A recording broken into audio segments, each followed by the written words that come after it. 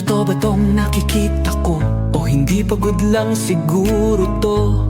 Bakit binabarikadahan, sinisigawan ng dating pinunong bayan ng isang taong kamukha nung sa parisan? Syudad nila na minsang aktibo sa karahasan, ngayong malinis at progresibo kaysa sa ilan. Sigaw nila siya na ang mamuno, para mga durugista ay tumino.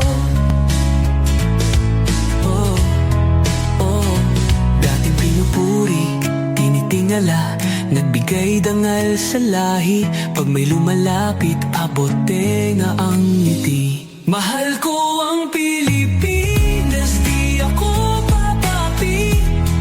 Ipinanganak ako sa bayang mapagtimpi. Ipaglalaban ko ang kalayaan kahit ako'y masawi. Sisikat din ang araw, muli tayo magsasamang nakangiti. Inangat ang uniformeng kupas na may bahid ng dahas. Dudublihin ko sahod nyo, wag na kayo lumihis ng landas. Hulihin nyo mga gumagawa ng masama, kahit pangalan ko nakataya. Akong bahala sa kaso nyo, basta kayo ang nasa tama. Pero ano ang isinukli? Bakit kayo nagpunyagi? Pinakain nyo sa mga estranghero ang 80 na lolo'y parang may mali.